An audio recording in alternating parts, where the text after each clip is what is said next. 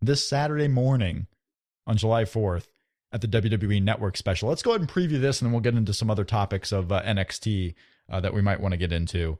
But okay. July 4th, WWE Network, 5:30 in the morning Eastern. Jeff, I know you're watching it on a delay. Maybe. I may be up at that time. Maybe you'll be up. It'll be 2:30 your time, 5:30 my time. About time I usually wake up anyways.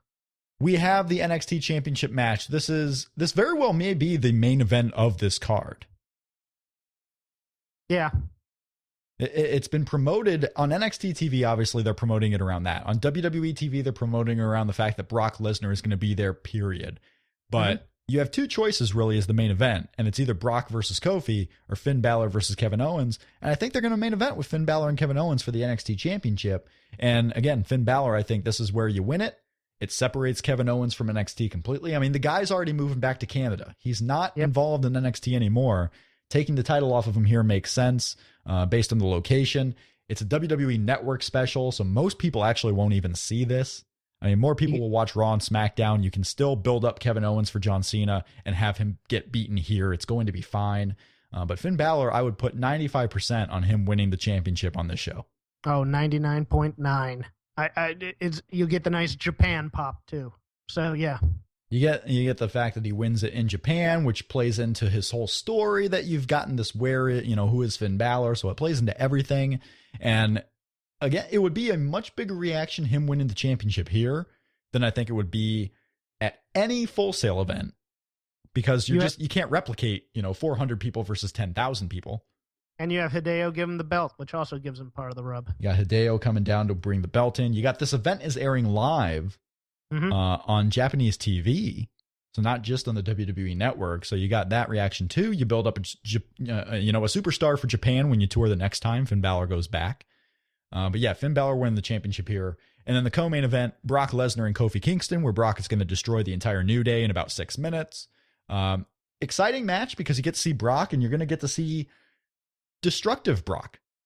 I mean, it's just going to be Brock Lesnar throwing guys around. And Kofi's perfect for that. And Kofi's perfect for it. But it's a nice Brock Lesnar. You're not going to get the 25-minute Matt Classic or anything like that. Save that for Battleground when he wrestles Seth Rollins for 20 minutes. This is just going to be a fun display of Brock Lesnar's power. And I love those types of things. Monstrous destructicity. ECW One Night Stand 2. I think it was the second One Night Stand where they were doing, they had Kurt Angle come in for ECW and the Big Show was into ECW as the ECW Giant. Oh, yeah. And you had Big Show come out and throw around Super Crazy and Yoshihiro Tajiri and Nunzio. You had him come out and throw everyone around, and then he kind of beat up Big Guido, too.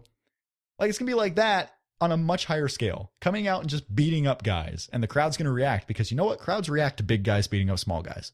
Yeah, and they also react to big guys beating up big guys. So beating up Big E's going to be in there, too. So Brock Lesnar gets the pinfall, I guess, here on Kofi Kingston.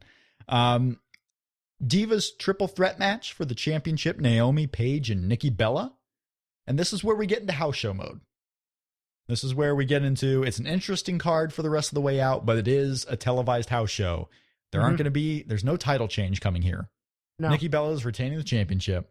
It's not going to be that special of a match. I mean, they're going to go out there and be enthused by the crowd, but it's going to be, a SmackDown match, and Nikki Bella's going to win. She's going to win, so bet on that if anyone's out there, willing to take odds on this stuff. We have Neville and Chris Jericho, which is, if they were working the house show tours, this is the type of house show match you would get, but it's still pretty exciting. I mean, you're going to see a first-time ever match, as far as I can tell, Neville and Chris Jericho, and you're going to have Chris Jericho going out there who's motivated to work well in Japan. I mean, it might be his last time ever going to wrestle in Japan. And Neville, kind of a place where he made his name a little bit as well. So I'm looking forward to Neville and Chris Jericho. It could be really fun. That could be a sleeper for match of the night. Sleeper for match of the night, and just super fun, because I think, again, a lot of it's going to have to do with crowd reaction. A lot of it's the fact that these are matchups that you don't see on TV. Like, they're matchups that happen on house shows all the time, but unless you're there presently live, you don't see these matches anywhere else. Like this John Cena and Dolph Ziggler tagging against Kane and King Barrett. I'll be intrigued to how a home country with New Japan and Dragon Gate and all these other federations react to the WWE style, and if they decide to work that style, or if they decide to work wrestling match. They do Raws in Japan all the time. It's not like they have never seen WWE before. No, I know that, but still, it's always interesting. It's interesting to see the different crowd dynamics. Especially for guys who used to work different styles in Japan. And this will be the third show of the tour. They're wrestling in Singapore on Thursday, and then they have a Japanese show in the same sumo hall on Friday, and then you got the Saturday show here on WWE Network. The Lucha Dragons versus Big E and Xavier Woods, the two members of New Day who are not getting killed by Brock, although they may later get killed by Brock. They will die by Brock's hand. As will possibly Bo Dallas. They will be dead. They will be dead. Big E and Xavier Woods are going to get the win here, I believe. Because, I mean... Yeah. Why else? You know. They don't need the win. They don't need the win. No. They don't need the win. Belts. Yeah. So they could always lose, too. I guess we could. Cesaro versus Diego. That'll be fun. I think that opens the show. I think Cesaro's going to throw him all over the place, and it'll be wonderful. Cesaro's going to throw him all over the place. I think Cesaro will get the win here. But this will be a fun match. I mean, again, it's a fun show. Yeah. There's only one match of any consequence, and that's Finn Balor and Kevin Owens. But the rest of it, I mean, it's going to be an enjoyable watch. Yeah. You don't have to watch it live because really, you just don't have to. Nope. And I think the majority of people will watch it late. I said last week, I think the majority of people will watch it after Raw that week. Just because they might forget about the show or might not have time. I think the majority of people. I think they'll probably replay it after Raw too on the network. Yeah, I'll be interested to see like the social media reaction to this because it is 5:30 in the morning on July 4th. I want to see if it pops a lot of social media feedback, a lot of engagement there with this show, and just see kind of what people are saying about the show. I'm if it has the house show set, we don't know what commentary is going to be like. I could very well see it's going to be like a Byron Saxton and Rich Brennan calling from Full Sail. Like they have the overdubbed commentary. I don't know if a commentary team's actually going to be there.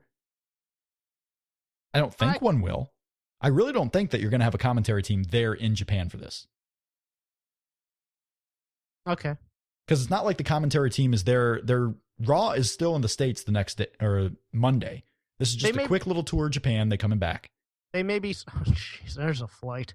They may be simulcasting it to the studio in Stamford and doing it there. It could be Scott Stamford calling the show. No, it's not gonna be him. It's gonna be Michael. I think it's still gonna be Michael Cole. Yeah, it's July 4th though. Yeah, it is July 4th. You're not going to have, it's not the most important show of all time. I don't know. Michael Cole may be calling this, but I could very well see a Byron Saxton, Scott Stamford team. Something like that. Tom Phillips calling the show. Renee. Could be Renee. Yeah. Yeah. But it's an interesting show. I mean, it's going to be, on WWE Network at 5:30 in the morning on July 4th. I'm looking forward to the show, mostly because of the NXT title match. Again, the only match of any consequence, but you look at the matches up and down, and if you're watching this, you're not going to, I don't think you're going into this with high enough expectations to where you can be disappointed. I don't know how you could be disappointed by this show. No, you're not going to get a transcendent show, but you're going to get a fun show. Unless Kevin Owens beat Finn Balor in like 3 minutes in a nothing match. That's the only way I could see anyone being disappointed about it.